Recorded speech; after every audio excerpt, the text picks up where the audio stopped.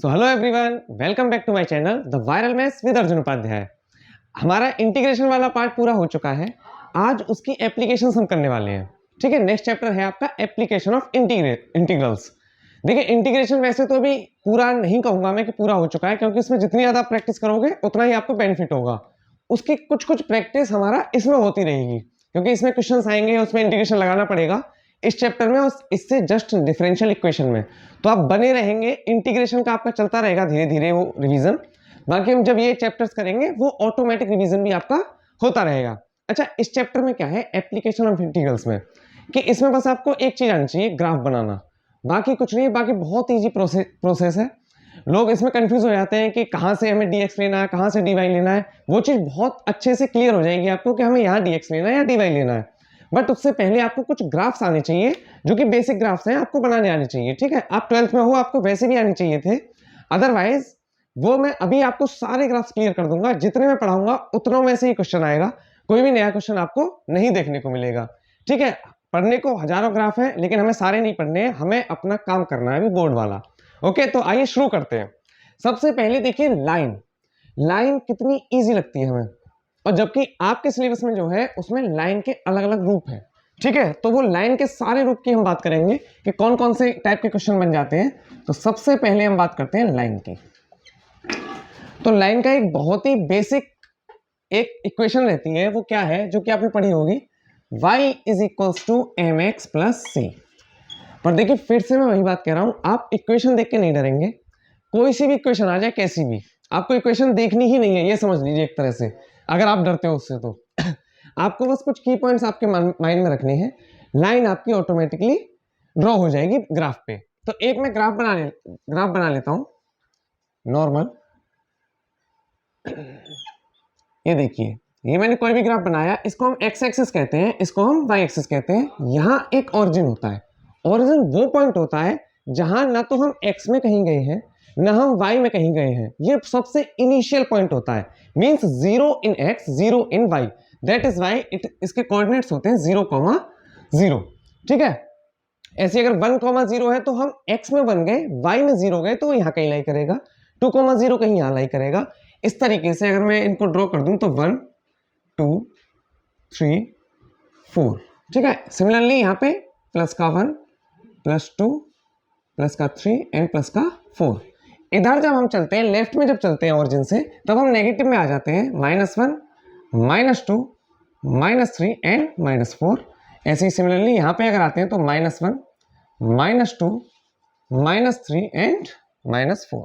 ठीक है, ये आपका ग्राफ होता है कोई सा भी अगर बनाते हैं। अब देखिए, सोचने वाली बात ये है कि अगर y और x दोनों लीनियर है, मींस इनकी कोई भी पावर नहीं है, इसका मतलब वो एक लाइन की इक्वेशन है। बात समझ में आई? y और x की पावर अगर सिंगल है, मींस 1 है, वो लीनियर है। देखिए, नाम में ये लीनियर मींस वो एक लाइन क्रिएट करेंगे। ठीक है, अगर x या y के किसी की पावर 2 3 4 हो जाती है, तब वो एक लाइन नहीं रहेगी, वो लीनियरली बिहेव नहीं करेगी, वो कुछ और होगा। फिर वो डिपेंड करेगा किस टाइप से इक्वेशन गिवन है हमें। ओके, तो सबसे पहले मान लीजिए ये एक हमारी बेसिक लाइन की इक्वेशन है, बट इससे हमें कोई मतलब नहीं। मान लीजिए कोई एग्जांपल ले लेता हूं मैं किसी लाइन का। वो एग्जांपल में लेता हूं y is equals to 2x plus 1। अब मैंने एग्जैक्टली इसी हिसाब से लिया है, और कैसे दे रखी हो सकती है, देखिए सेम इक्वेशन कैसे गिवन हो सकती है आपको, y minus 2x minus 1 is equal to 0, या फिर y minus 2x is equal to 1। तो कई तरीके हो सकते हैं, बट उसमें बेसिक चीज सेम रहेगी। क्या सेम रहेगी कि y की पावर 1 होगी और x की पावर 1 होगी। जैसे ही आप इतना देखेंगे, आप समझ जाएंगे कि ये जो हमारी एक लाइन की इक्वेशन है, मींस जब भी हम इसका ग्राफ ड्रॉ करेंगे तो एक लाइन बनाएंगे। ठीक है, अब वो लाइन बनेगी कैसे, तो देखिए इसमें क्या करते हैं, आप एक बार x को 0 रखेंगे, एक बार रखेंगे y को 0। अच्छा, ऐसा क्यों करते हैं, क्योंकि x को 0 रखने पे, देखिए x को 0 रखेंगे, ऑरिजिन से हम हमेशा चलते हैं। ठीक है, तो ऑरिजिन से जो पहला पॉइंट जो होता है, जैसे 0,0 था, तो पहला पॉइंट जो होता है उसे हम एब्सिसा कहते हैं, सेकंड को ऑर्डिनेट। ये एब्सिसा जो होता है वो x में कितना चले आप उसको रिप्रेजेंट करता है, ऑर्डिनेट जो होता है वो y में कितने चले उसको रिप्रेजेंट करता है। ठीक है, तो अगर मैं x को 0 ले लूंगा, मींस मैं x में चला ही नहीं, तो सीधा मैं ऊपर चलूंगा, मींस मुझे इस लाइन पे कहीं एक पॉइंट मिल जाएगा जहां ये चीज कट कर रही है, जहां वो लाइन कट करेगी। तो एक पॉइंट इस पे मिल जाएगा, जब मैं y को 0 कर दूंगा तब वो पॉइंट x पे मिल जाएगा, फिर मैं दोनों पॉइंट्स को ज्वाइन करा दूंगा, मेरी लाइन बन जाएगी। ठीक है, तो सबसे पहले मुझे ये करना है कि मैं यहाँ देखिए x और y, ठीक है, बहुत ईजी है, ये आपने पढ़ा हुआ होगा पहले, लेकिन मैं रिवाइज करा दे रहा हूँ क्योंकि कई बार भूल जाते हैं हम छोटी छोटी चीजें भी। तो अगर मैं x को 0 ले लेता हूं तो यहाँ 0 पुट हो जाएगा, तो y इज इक्वल्स टू 1 आ जाएगा। मीन्स x में हमें 0 टाइम्स चल रहा है, मीन्स चलना ही नहीं है, y में 1 पे, तो एक पॉइंट ये मिल गया मुझे। उस लाइन, वो लाइन एक तो यहां से क्रॉस होगी, सेकेंडली अगर मैं y को 0 ले लेता हूं तो y 0 हो गया, ये 1 इधर आएगा और -1 हो जाएगा अपॉन 2, ये मुझे -1/2 मिल जाएगा। तो -1/2, देखिए लेफ्ट में चलना पड़ेगा x में मुझे, तो -1/2 कहीं यहाँ लाई करना होगा, कॉमा 0, तो ये लाइन कैसे क्रॉस हो जाएगी, ये लाइन ऐसे क्रॉस हो जाएगी। ठीक है, क्योंकि ये एक लाइन है तो इसका ना कोई एंडिंग पॉइंट इधर होगा ना ही कोई एंडिंग पॉइंट इधर होगा। ठीक है, ये आपको बेसिक चीजें पता होंगी। तो ये एक लाइन क्रिएट हो गई मेरी, अगर ऐसा है तो मैं ऐसे उस लाइन को बना दूंगा। ठीक है, अब ये तो हो गई बिल्कुल बेसिक वाली लाइन। कुछ लाइन हमें घुमाने के लिए इजी होती है, हालांकि वो कैसे दी जाती है, मान लीजिए x इज इक्वल्स टू 2, ये एक लाइन है, या फिर y इज इक्वल्स टू 3, ये एक लाइन है। तो ये लाइंस कैसे बनेंगी, अब इनमें तो y है ही नहीं, तो मैं y को 0 क्या करूंगा, मुझे तो x की डायरेक्ट वैल्यू गिवन है कि x इज इक्वल टू 2, तो क्या वो x इज इक्वल टू, देखिए x पे 2 तो यहाँ है, तो ये तो एक पॉइंट को रिप्रेजेंट करेगा। कई बार बच्चे गलती कर जाते हैं कि x इज इक्वल टू 2 है, सर एक पॉइंट, एक ही पॉइंट मिला, हमें सेकंड पॉइंट मिला ही नहीं। बट अगर आप ध्यान देंगे तो x इज इक्वल टू 2 है, क्या मैं कुछ भी वैल्यू पुट करके x की यहाँ y की वैल्यू निकाल सकता हूँ, कभी नहीं निकाल सकता। मींस ये y पे कभी कट ही नहीं करेगी, समझ में आई बात, y पे कभी ये वैल्यू, ये लाइन कट नहीं करेगी। और अगर मैं यहां से थोड़ा भी इधर टेढ़ा मेढ़ा लाइन को कर देता हूं तो कहीं ना कहीं जाके वो कट कर जाएगी इस पे। ये बेसिक चीज है, समझ रहे हो आप मैं क्या कह रहा हूं, कि अगर मैं इस लाइन को ऐसे बना देता हूं, थोड़ा भी टेढ़ा कर देता हूं मैं, अगर सीधी नहीं बना के थोड़ी भी टेढ़ी कर देता हूं तो देखिए आगे कट कर जाएगी। अगर मैं इसी लाइन को ऐसे बना देता हूं तो ये नीचे आके कट कर जाएगी, क्योंकि लाइन है ये चलती जाएगी। और कट अगर कट गई तो ये कह रहा है कि भाई कट ही नहीं कर रही है, तो ये चीज हमारी गलत हो जाएगी। दैट्स वाई अगर x इज इक्वल टू 2 है तो आप 2 पे एक लाइन बनाओगे y एक्सिस के पैरेलल। ये चीज आप नहीं भूलेंगे, इस चीज को ध्यान रखेंगे आप, मैं क्या कह रहा हूं, अगर x इज इक्वल टू 2 है तो आप पॉइंट 2 पे ही लाइन बनाओगे लेकिन y एक्सिस के पैरेलल। सिमिलरली अगर y इज इक्वल टू 3 है तो आप y इज इक्वल टू 3 पे लाइन बनाओगे बट x एक्सिस के पैरेलल। ये एक लाइन बन जाएगी y इज इक्वल टू 3। अच्छा, अब हम रीचेक कैसे करेंगे, मान लीजिए आप कहीं भूल गए कि यार कैसे पैरेलल लाइन बनानी थी, क्या बनानी थी, तो आप रीचेक कैसे करेंगे, मींस क्रॉस चेक कैसे करेंगे, कि इस लाइन पे आप कोई भी पॉइंट लीजिए, x इक्वल टू 2 बोल रहा है बस, ये इसने y के बारे में कोई भी जानकारी नहीं दी है, तो y हमारा फ्लक्चुएट कर सकता है, तो x इक्वल टू 2 होना चाहिए। आप मान लीजिए यहाँ पॉइंट होगा तो ये 2,1 हो जाएगा, ऊपर लोगे 2,2 मींस x की value through out the line 2 ही रहेगी हमेशा। दैट्स वाई इस लाइन को हम x इक्वल टू 2 कह देते हैं। ये लाइन क्या हो जाएगी हमारी, x इज इक्वल टू 2, ये लाइन हो जाएगी हमारी y is equal to 3, and ये लाइन तो इसकी इक्वेशन ये है। जब भी आप ग्राफ बनाएंगे उस पर तुरंत एक साइड में ऐसे ही जैसे मैंने मार्क किया है उसकी लाइन की इक्वेशन लिख देंगे कंफ्यूजन से बचने के लिए कि कौन सी लाइन क्या थी। ओके, ये होगी बेसिक चीज। अब मान लीजिए मैंने दो तरह की आपको पढ़ा दी, जब y और x दोनों गिवन हो या फिर सिर्फ x सिर्फ y गिवन हो तब भी मैंने बता दिया है। और भी इक्वेशंस रहती है लाइन की, तो अब देखिए उनमें सबसे खतरनाक जो होती है वो होती है y is equals to mod x। देखिए मॉड जो होता है ना, ये हमें लगता है कि हमारा फायदा करता था हमेशा, ये सब चीज को पॉजिटिव कर देता था, सब चीज को पॉजिटिव कर देता था, बट ये सबसे टिपिकल भी होता है। अगर आप ध्यान देंगे तो ये सबसे ज्यादा टिपिकल भी होता है, बट अगर आप इसको समझ लेते हो तो इजी भी है। दोनों केसेस हैं इसके साथ, मॉड एक्स के साथ दोनों केसेस हैं। अगर आपको एक बार में ये समझ में आ जाता है तो ये सबसे इजी भी है बट टिपिकल फिर भी है। ठीक है, तो देखिए y is equal to mod x है। अब अगेन वही चीज, मॉड हमारा अलग अलग जगह पे अलग अलग तरह से बिहेव करता है। अगर ये x नेगेटिव वैल्यू दे रहा होता तो ये मॉड एक नेगेटिव लगा के निकल जाता, अगर x पॉजिटिव वैल्यू देगा तो पॉजिटिव लगा के, मतलब फिर कुछ नहीं लगाएगा, फिर ऐसे चला जाएगा, सिर्फ x रहने देगा। तो हम क्यों ना, देखिए हमें मॉड का कुछ नहीं पता, मॉड पे कैसे बनना है हमें नहीं पता हमें, लेकिन ये पता है कि अगर ये y is equal to x होता तो मैं इक्वेशन बना देता, मैं इसकी लाइन की इक्वेशन लाइन बना देता, मैं ड्रॉ कर देता। y is equal to minus x भी होता तब भी मैं ड्रॉ कर देता, पर इस मॉड का क्या करूं, तो एक्चुअल में ये मॉड जो है वो यही है, बट अलग अलग जगह पे अलग अलग। कैसे कि मान लीजिए x यहाँ पे लेस देन 0 होता, मींस x यहाँ पे नेगेटिव होता, ठीक है, x यहाँ पे नेगेटिव होता, तो क्या ये x, ये मॉड क्या करता फिर उसके साथ, उसको एक नेगेटिव देके निकल जाता, मींस जो माइनस एक्स वाली वैल्यू आ रही है ना, y equal to minus x जो है, ये तब आ रही है जब x की वैल्यू लेस देन 0 है, और प्लस एक्स कब आ रही है, जब x की वैल्यू ग्रेटर देन 0 है। अभी अभी मैंने आपको समझाया कि ये x एक्सेस होता है, ये y होता है, इसको मैं कहूँ माइनस एक्स लिख सकता हूँ, क्योंकि लेफ्ट में आ रहे हो आप ओरिजिन से, नीचे जा रहे हो तो माइनस वाई, ठीक है, ये ओरिजिन हो गया हमारा। तो अभी अभी समझाया कि x लेस देन 0 देखिए कहां पे होगा, x वाली लाइन ये है, लेस देन 0 होगा ये ओरिजिन से लेफ्ट में, ग्रेटर देन 0 कहां होगा, ओरिजिन से राइट में, ठीक है। अब पहले तो इसका बनेगा कैसे, ये लाइन बनेगी कैसे, क्या ये ओरिजिन से पास करेगी, देखिए ये लाइन क्या ओरिजिन से पास की थी, जो हमने बनाई थी, ये बिल्कुल नहीं की थी क्योंकि ये ऐसे निकल गई थी। अब देखिए ओरिजिन से पास करेगी या ना करेगी, ये कैसे पता चलेगा, तो सबसे पहली बात हम x ग्रेटर देन 0 के लिए अगर बात करें तो x को पहले पुट 0 ही कर लेता हूं, ठीक है, तो y is equal to x हमारी लाइन है अभी फिलहाल, मैंने x को 0 पुट किया तो y की वैल्यू क्या मिल गई, 0 मिल गई, मीन 0x में अगर चलते हैं तो y में भी 0 ही जाना है हमें, यही होता है कि ये ओरिजिन से पास करेंगे। अगर x 0 पुट करने पे y 0 आ जाए या y 0 पुट करने पे x 0 आ जाए, that means the line is passing through the origin, means origin को टच जरूर करेगी, पास करे ना करे वो अलग बात है, ठीक है। अच्छा, तो मैं एक पॉइंट लाइन का मिल चुका है, अब हम क्या करें इसमें, अब मैं देखिए मैंने भी बोला था कि एक बार x0 रखोगे एक बार y0 रखोगे, उसमें तो हमें मिल गया, दोनों पॉइंट्स मिल गए, यहां तो मिलेंगे ही नहीं, y इक्वल टू x में मैंने x0 रखा तो y0 आ गया, सेम केस में अगर y0 रखता हूं तो x भी तो 0 आ जाएगा, ये तो एक ही पॉइंट मिला मुझे, 0 0 ही मिला, तो उस केस में क्या करेंगे हम, x की कोई और वैल्यू ले लेंगे, ये था x, ये लिया मैंने y, x को 0 रखा तो y 0 मिल गया, अब मैं x को 1 रख लेता हूँ भाई, क्या दिक्कत है, क्योंकि x ग्रेटर देन 0 वाले के लिए बात कर रहा हूँ मैं, x को जैसे ही 1 रखा मैंने तो y इज इक्वल्स टू भी 1 आ गया, अब x 1 कहाँ लाई करेगा, कहीं यहाँ लाई करेगा, y 1 कहाँ लाई करेगा, कहीं यहाँ लाई करेगा, 1 1 कहाँ लाई करेगा, मीन्स x में बन गए आप, फिर y में बन गए तो वो कहीं यहाँ पॉइंट लाई करेगा, इन दोनों पॉइंट्स को आप जैसे जोड़ दोगे वो आपको y is equals to x की लाइन मिल जाएगी। अब देखिए क्योंकि एक लाइन है तो ये आगे भी एक्सटेंड होनी चाहिए, बट इस केस में ये नहीं होगी, इसलिए मैं समझा रहा हूं आपको कि लाइन समझना ज्यादा टिपिकल है, क्योंकि जो सर्कल्स पैराबोला इनके जो क्वेश्चन है बहुत इजी आएंगे, लाइन के आपको बनाने पड़ेंगे, देखने पड़ेंगे, ठीक है।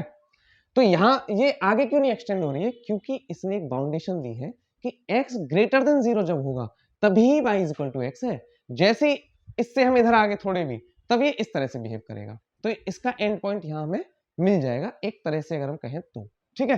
तो x ग्रेटर देन 0 के लिए ऐसे चलती जाएगी लाइन, अब देखिए इस पे आ जाएगी y is equal to minus x पे, तो इसमें भी अगर मैं x 0 डालता हूं पहले तो ये क्या देगा, 0 ही दे देगा मुझे, y भी, लेकिन x अगर 1 डालता हूं इसमें तो y वैल्यू मिल जाएगी मुझे -1, x अगर 1 डाल दिया तो y मिल जाएगा मुझे -1,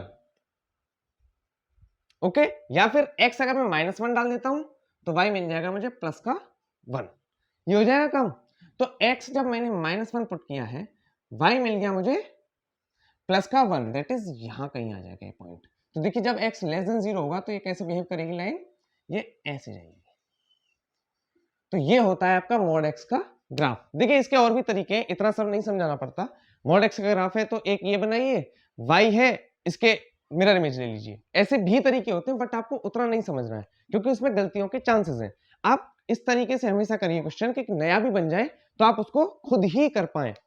तो y is equal to x, मतलब x ग्रेटर देन 0 जब था तो y is equal to x ऐसे बन जाएगा, जैसे ही x लेस देन 0 हुआ तो बिहेव करने लग गया वो y is equal to minus x की तरह, तो ऐसे बन जाएगी लाइन, ठीक है, 0 0 पे भी है और -1 to 1 भी है, तो ये हमारे दोनों पॉइंट्स बन गए, दोनों लाइंस बन गई, ये अकेला ही मॉड x का ग्राफ है, ठीक है।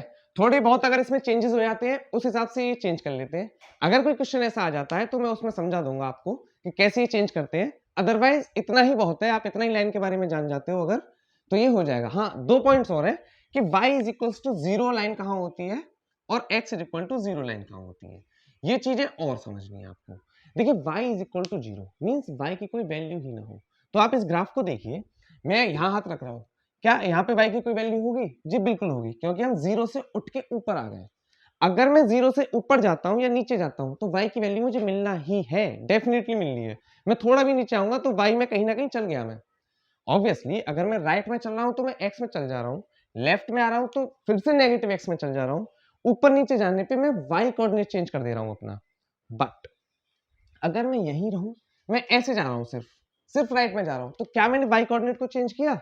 नहीं किया। यही तो वो भी कह रहा है कि y हमेशा 0 रहना चाहिए। y 0 कहाँ रहेगा? x एक्सिस पे, ठीक है, क्योंकि मैं ऊपर नीचे गया ही नहीं। x एक्सिस हमारा ऑरिजिन के थ्रू एक लाइन है और स्ट्रेट है, वो ना y में जाती है ऊपर ना नीचे जाती है। That's why y is equals to 0 हमारी x एक्सिस होती है। सिमिलरली x इक्वल टू 0 कहाँ हो जाएगी? y एक्सिस पे। तो ये चीजें आपके समझ में आ गई होंगी, ये मैं समझ रहा हूँ। और बाकी तो मैं जब क्वेश्चन कराऊंगा तो इनको दोबारा से आपको समझाऊंगा, बट पहले आप यहां समझ लें, ये ज्यादा बेटर रहेगा। ठीक है, आइए चलते हैं बाकी हमारे कर्व्स जो हैं, सर्कल हो गया, पैराबोला हो गया, इलिप्स हो गया, हाइपरबोला हो गया, उनके कर्व्स कैसे बनते हैं। तो लाइन का हमारा ग्राफ बस मान लीजिए इतना ही था, कुछ और एक्स्ट्रा होगा तो वो मैं क्वेश्चन में आपको समझा दूंगा। उससे पहले उसके बाद अब हम करते हैं पैराबोला। देखिए लाइन और पैराबोला बस यही दो कंफ्यूजन होंगे, बाकी सबके इजी हैं हिसाब किताब। सर्कल हो गया, इलिप्स हो गया, हाइपरबोला हो गया, उनके पास डायरेक्ट क्वेश्चन आते हैं, तो उनके पास आप एक बार इक्वेशन जान लेंगे और उनका फिगर जान लेंगे तो काम हो जाएगा। बट पैराबोला भी हमें समझना पड़ेगा, क्योंकि पैराबोला होते हैं 4 टाइप के। देखिए पैराबोला आप समझिए और इसको अच्छे से समझ लेना, क्योंकि ये आपसे गलती करा देगा एग्जाम में अगर आप नहीं समझोगे तो। इसको मैं 2 तरीके से आपको समझाऊंगा, जो तरीका आपको अच्छा लगे उस तरीके से आप उसका ग्राफ बनाएंगे। तो सबसे पहले ये समझिए, पैराबोला सबसे प्यारा जो होता है वो होता है y square is equals to 4ax। यही आपको सबसे ज्यादा यूज में देखने के लिए मिलेगा। अब देखिए इसमें कई सारी चीजें होती हैं, ए एक स्पेशल चीज होती है, ये 4 क्यों लगाया ये इसका भी रीजन होता है, इन सब चीजों का रीजन है, बट आपको वो नहीं जानना है। आपको वो अगर जानना होता तो आप 11th में जानते, अभी सिर्फ आपको इसको यूज करना है। तो अभी हमें एक्स्ट्रा नहीं पढ़ना है, अभी हम उतना पढ़ेंगे जो हमारे बोर्ड्स में आने वाला है। तो देखिए y square is equals to 4ax। अब मैंने क्या बोला था आपको, पहले उस चीज को ध्यान रखेंगे आप। मैंने सबसे पहले आपको एक चीज बोली थी कि भाई जैसे ही अगर x और y की पावर 1 और 1 है तब कोई चेंज नहीं होगा। ठीक है, x और y की पावर अगर 1 1 है तो लाइन होगी वो, लेकिन यहां पावर देखिए y की 2 हो गई है, अब ये एक लाइन नहीं रहेगी, अब ये कर्व बन जाएगी। हालांकि लाइन भी एक कर्व होती है, पर कर्व इन द सेंस कि वो कहीं ना कहीं मुड़ेगी जरूर, एक बार वो मुड़ेगा जरूर अगर पावर 2 हो गई है तो। ठीक है, तो अब समझिए, देखिए अब यहां कैसे बनता है ये पैराबोला हमारे पास कैसे कैसे बना सकते हैं। एक ऐसे बन जाता है, एक ऊपर की तरफ बनता है, एक ऐसे बनता है, एक ऐसे। तो हम कैसे पहचानेंगे कि कौन सा पैराबोला कौन सा है? तो ये चीज समझने के लिए पहले आपको एक चीज समझनी पड़ेगी कि देखिए अब मैं दोनों बना के दिखाता हूं आपको। एक बनाता हूं ये पैराबोला और एक बनाता हूं ये पैराबोला। मैंने 2 पैराबोला बनाए। अच्छा इधर वाला मैंने इसलिए नहीं बनाया कि वो इसका जस्ट नेगेटिव लगा दोगे, मींस अगर ये y square is equal to 4ax है तो y square is equal to -4ax इधर बन जाएगा, अगर नेगेटिव लगा देता हूं मैं यहाँ पे। तो ऐसे ही ऊपर अगर x square is equal to 4ay है, नेगेटिव लगाऊंगा तो वो नीचे बन जाएगा। तो वो मैं नहीं दिखा रहा हूं अभी। इन दोनों में कंफ्यूजन होती है आपको, भाई नेगेटिव लग जाएगा तो आप समझ जाओगे कि इनको पलट देना है सिर्फ। ठीक है, अभी इनमें कैसे पहचानेंगे, तो एक बात बताइए मुझे यहाँ पे कि मान लीजिए मैं, अच्छा ए अभी हटा दे रहा हूं, एक सेकंड के लिए ए हटा देता हूं मैं यहां से। Y square equal to 4x है, अगर मैं x की वैल्यू 4 ही डाल देता हूं तो 4 इंटू 4 वाई स्क्वायर आ जाएगा 16, मींस y की हमारे पास √16 दैट विल गिव यू +-4। अब देखिए इसमें भी एक रीजन है कि √16 हमें +-4 नहीं देता है, बट यहां देगा वो क्यों देगा वो अलग चीज है, क्योंकि हमने स्क्वायर पावर थी।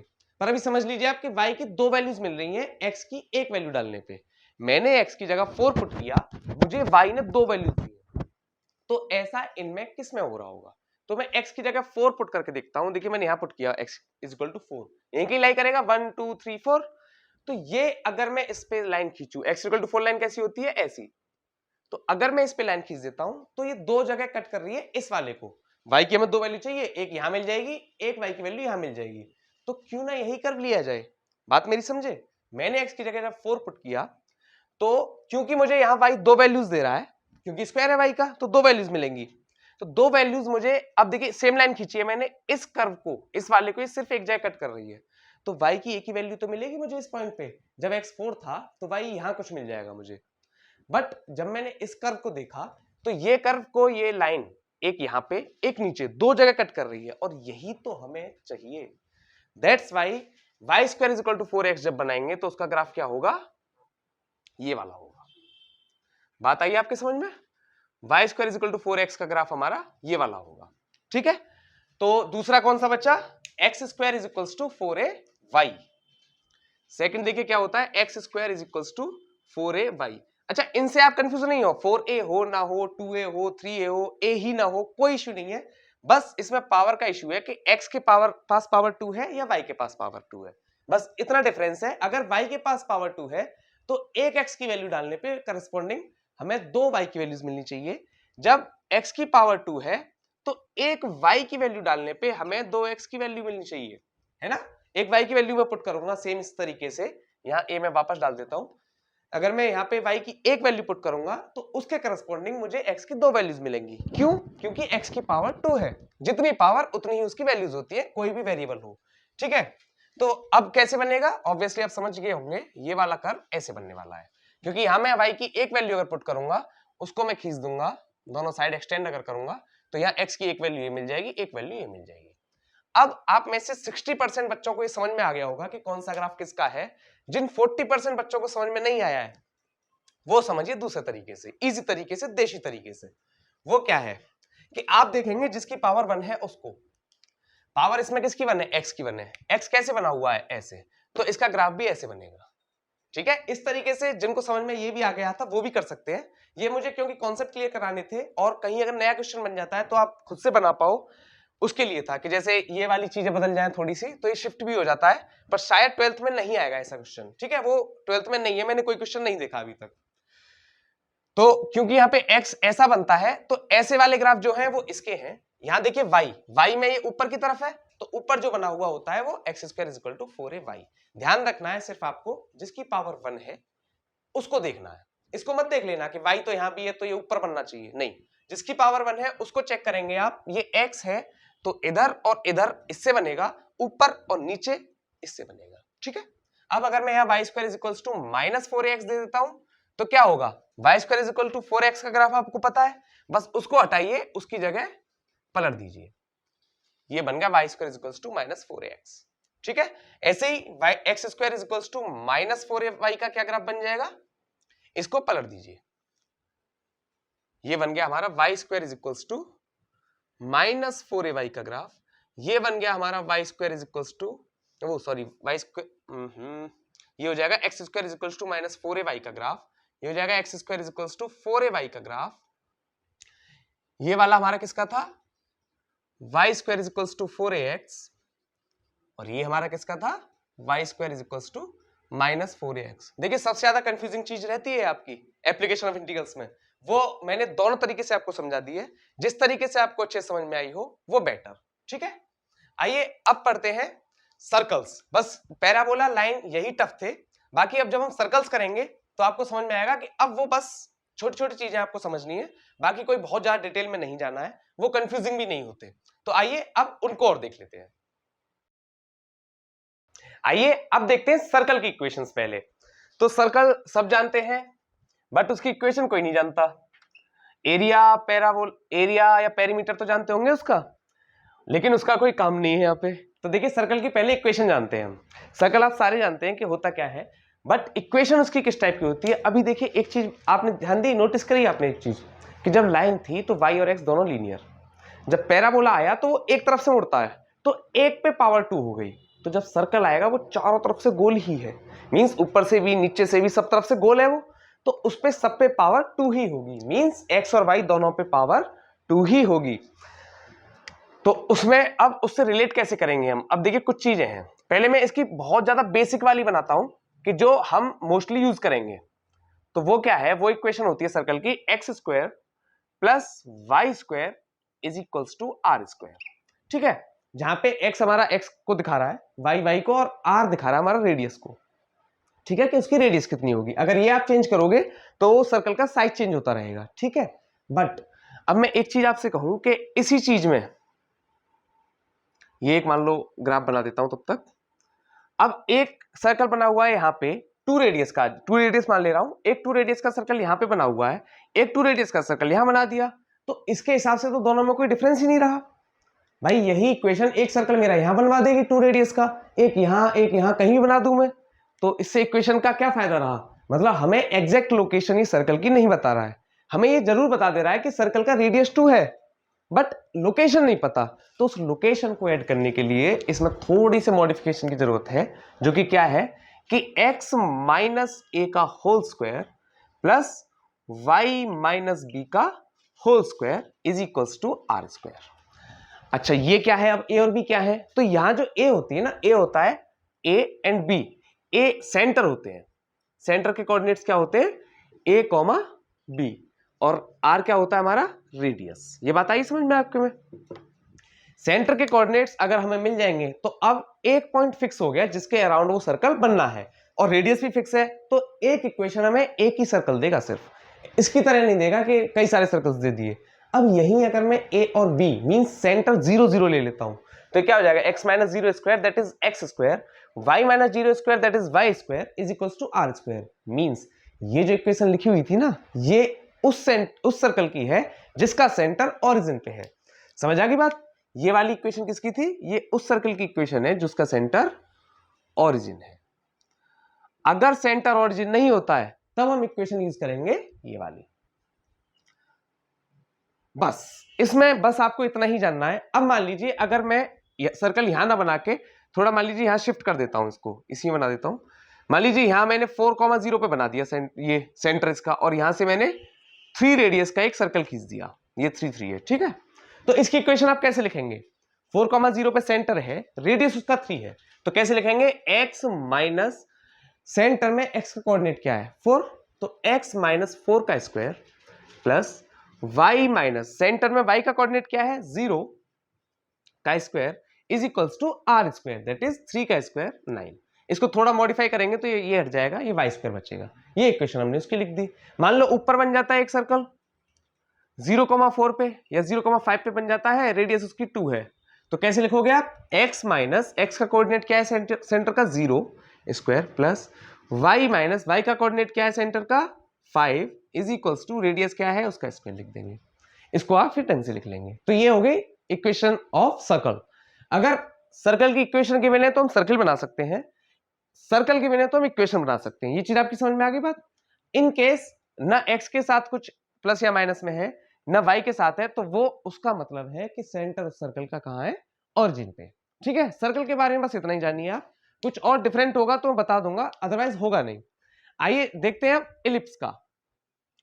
तो एलिप्स बस 2 तरीके के होते हैं हमारे पास, ये सिर्फ 2 तरीके के होते हैं, और इनकी इक्वेशन क्या होती है? देखिए एलिप्स भी एक तरह से सर्कल है, बस उसको एक तरफ से दबा दिया गया है। आप ऐसे मान सकते हैं सर्कल ही है, बस एक तरफ से दबा दिया गया है। मींस एक तरफ से वो लंबा हो जाएगा, एक तरफ से पतला हो जाएगा, ठीक है। तो इसका मतलब उसका रेडियस अब कांस्टेंट नहीं रहा। खैर उतना मैं नहीं जा रहा अभी डीप में, क्योंकि सर्कल की इक्वेशन एलिप्स से ही आती है, वो अभी समझ लेंगे ना आप। तो देखिए एलिप्स की इक्वेशन कैसी होती है? X square by a square plus y square upon b square is equals to 1। ये होती है हमारी सर्कल की इक्वेशन। अब इसका क्या मतलब है? ये मतलब बनता कैसे है एलिप्स? तो देखिए अगर मैं y0 रखता हूं, अगर मैं y0 रखता हूं तो ये टर्म हट जाएगा, x square is equal to a square हो जाएगा। तो x में मुझे 2 वैल्यूज मिलेंगी। समझ में आई बात मैंने क्या बोला? ये हो जाएगा x square by a square plus 0 is equals to 1। जब मैंने y को 0 रखा तो यहां से x square is equal to a square, या फिर x square minus a square is equals to 1, मतलब 0। ये हो जाएगा x plus a, x minus a is equal to 0। तो x की यहां से 2 वैल्यूज मिलेंगी प्लस माइनस ए, मतलब x हमारा प्लस ए पे भी कट कर रहा है और x हमारा माइनस पे भी कट कर रहा है, मींस जो भी हमारी कर्व है। अब मैं अगर y0 रख देता, x0 रखता हूं तो सिमिलरली y की 2 वैल्यूज मिल जाएंगी b एंड माइनस b। तो y पे b पे और थोड़ा ऊपर ले लेते हैं b पे और माइनस b पे, माइनस b और b पे कट कर रहा है। तो इसकी इक्वेशन कैसी बन जाएगी? ये कुछ ऐसा बन जाएगा हमारा, इनसे पास होता हुआ। ये हमारा बी पॉइंट हो गया, ये माइनस बी हो गया, ये ए हो गया और ये माइनस ए हो गया। बस इलिप्स में बस इतना ही है। बहुत ज्यादा डिफरेंस क्या हो जाता है कि ए और बी के कोऑर्डिनेट्स चेंज हो जाते हैं। देखिए ए हम नॉर्मली बड़ा मान के चलते हैं, ए जो है ना, ये मान लीजिए 9 और 4 है तो ए को 9 माना जाएगा और ए स्क्वायर को 9 माना जाएगा और बी स्क्वायर को 4। दैट्स वाई, क्योंकि हमारा देखो ए बड़ा है, ए हमारा बड़ा है, एक्स एक्सिस पे है इसलिए बड़ा है। तो ए को हम बड़ा मानते हैं। अब मान लीजिए थोड़ा सा चेंज हो जाए इस इक्वेशन में कि x² by 4 हो जाए और y² by 9 हो जाए इज इक्वल टू 1 हो जाए, तो ये क्या हो जाएगा, बस x की वैल्यू हमें +-2 मिलेगी और y की वैल्यू हमें +-3 मिल जाएगी जब हम y को और x को रेस्पेक्टिवली 0 पुट करेंगे। तो उस केस में ये इक्वेशन कुछ ऐसे, ये एलिप्स ऐसा बन जाएगा। तो बस इतना सा फर्क है। क्या फर्क है मैं ब्रीफ में समझाता हूं कि अगर x के नीचे बड़ा वाला टर्म है तो ऐसे लेटा हुआ एलिप्स बनेगा, y के नीचे बड़ा वाला टर्म है तो बड़ा वाला ऐसे बनेगा। बस इतना सा फर्क है। ये हो गया आपका एलिप्स। और बस अगर मैं यहां पे एक नेगेटिव लगा देता हूं, वो हो जाती है हमारी हाइपरबोला की इक्वेशन। बस उसमें कुछ ज्यादा समझना नहीं है आपको, वो हो जाती है हमारी हाइपरबोला की इक्वेशन। और हाइपरबोला का अगर ग्राफ देखेंगे आप, आपने देखा होगा, वो बस इतना होता है, जैसे मान लीजिए x² by a² plus y² upon b² is equals to 1 था, उसकी इक्वेशन ये थी, मतलब उसका ग्राफ ये था। अगर नेगेटिव हो जाता है तो हाइपरबोला हो जाता है। और वो होता कैसे, इसको बीच में से काटो और पलट दो। समझ आई बात? एलिप्स को बीच में से काटो और पलट दो दोनों को, ये वाला हिस्सा ऐसे हो जाएगा और ये वाला हिस्सा ऐसे हो जाएगा। ये हमारा हाइपरबोला कहलाता है। बस इतना फर्क है। तो आप समझ गए होंगे, अगर x² by a² plus y² by b² is equal to 1 है तो वो एलिप्स होता है, और बीच में अगर नेगेटिव है तो वो हाइपरबोला हो जाता है। ठीक है। सर्कल की इक्वेशन हमारी मेन ये रहती है, अगर उसमें a और b 0 कर देते हैं, मींस हम सेंटर 0 0 कर देते हैं, तो इक्वेशन ये हो जाती है, राइट हैंड साइड पे r का स्क्वायर ही रहता है हमेशा। ये सर्कल हो गया हमारा। पैराबोला और लाइन में समझा चुका हूं, कुछ अलग चीजें डिफरेंट होती नहीं है 12th में, लेकिन अगर मुझे लगेगा कि ये चीज बताने की जरूरी है एक्सरसाइज कराते टाइम, तो वो मैं एक्सरसाइज कराते टाइम आपको समझा दूंगा। जो भी थोड़े मोड़े डिफरेंस होंगे वो वहीं के वहीं क्लियर हो जाएंगे। तो आज आप ग्राफ समझे होंगे, इस वीडियो को आप दोबारा देखें, क्योंकि अगर ये चीज आपने समझ ली तो एक्सरसाइज में कुछ है ही नहीं, एप्लीकेशन ऑफ इंटीग्रल्स में कुछ है ही नहीं। बस आप ग्राफ बनाइए और मजे करिए। ठीक है।